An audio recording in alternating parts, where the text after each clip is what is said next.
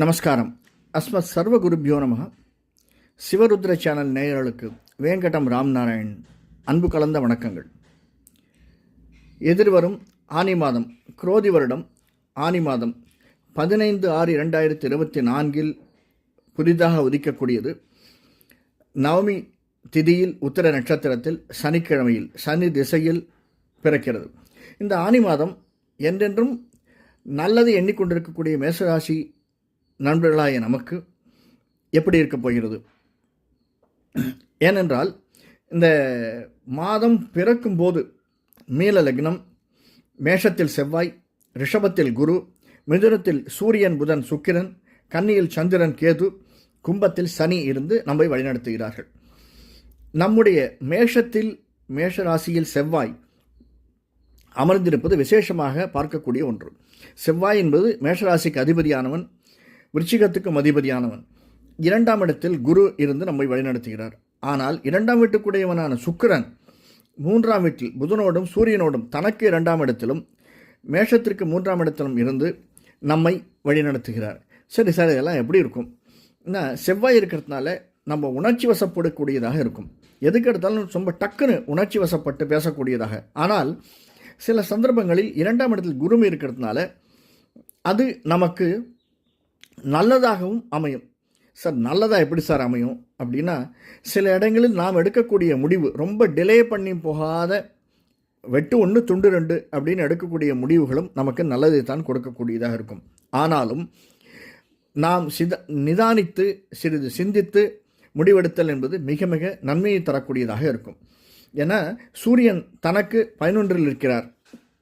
அதாவது சிம்மத்தில் இருக்கக்கூடிய சிம்மத்துக்கு அதிபதியான சூரியன் நமக்கு 3ஆம் வீட்டில் தனக்கு 11 புதனோடு சம்பந்தப்பட்டு, அது புதனுடைய வீடு. புதன் தன்னுடைய சொந்த வீட்டில் இருந்தாலும் நமக்கு 3ஆம் இடத்தில் இருப்பதால், சொந்த வீட்டில் இருப்பதால் நமக்கு எதிர்வரக்கூடியவைகளை கொஞ்சம் இன்ட்யூஷன் சொல்லுவாங்க இல்லையா, இது நம்ம செய்யலாமா வேண்டாமா அப்படின்னு நினச்சி இல்லை செய்யலாம், நம்ம ப்ரொசீட் பண்ணலாம் அப்படிங்கிற ஒரு எண்ணம் நமக்கு தலை தூக்குவதற்கு புதன் அதிகமாக இருக்கிறது. அதே மாதிரி உறவினர்களும் நண்பர்களும் நம்மை தேடி வரக்கூடிய இந்த மாதம் நமக்கு நல்ல பலனை தரக்கூடியதாக இருக்கிறது.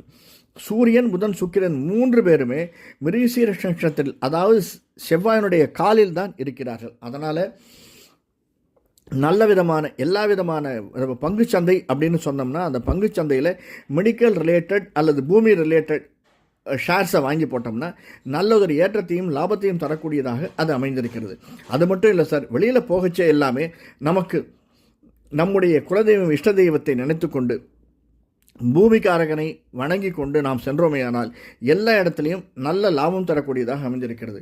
4ஆம் வீட்டுக்குரிய சந்திரன் நமக்கு கன்னியில் 6ஆம் இடத்துல உட்கார்ந்திருந்தாலும் கேதுவோடு சம்பந்தப்பட்டிருக்கிறதுனால, அது மட்டும் இல்லாமல் குருவினால் பார்க்கப்படுவதனால் நமக்கு சில பல மாறுதல்கள், அதாவது வீடு மனை வாகனம் இதெல்லாம் வாங்கணும் அப்படின்னு நினச்சாலோ, அது மாற்றணும்னு நினச்சாலோ அதற்கான சாத்தியக்கூறுகள் அதிகமாக இருக்கின்றன.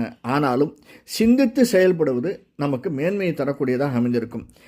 மேலும் நமக்கு வரக்கூடிய உபாதைகள், சிற்சில உபாதைகள் காலில் ஏற்படக்கூடிய மேஷராசிக்காரர்களுக்கு என்ன, செவ்வாய் லக்னத்திலே இருக்கார், அதாவது மேஷராசியில் இருக்கிறதுனாலையும் 12இல் ராகு இருக்கிறதுனாலையும் 3ஆம் பார்வையாக சனியனுடைய பார்வை மேஷராசிக்கு இருப்பதனாலும் சின்ன சின்ன வியாதிகள், அதனால் ஏற்படும் செலவுகள் நமக்கு வரக்கூடியதாக அமைந்திருக்கின்றன.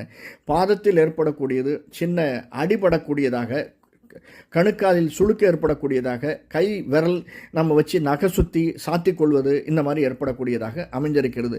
அதற்கான செலவுகளும் நமக்கு ஏற்படக்கூடியதாக உள்ளது. அது மட்டுமல்லாமல் திரைத்துறையில் இருப்பவர்களுக்கு, சின்ன திரையாக இருந்தாலும் பெரிய திரை இருந்தாலும் அவர்களுக்கு நல்லதொரு மேன்மையை தரக்கூடியதாக இந்த மிதுன மாதம், அதாவது ஆனி மாதம் நமக்கு அமைந்திருக்கிறது.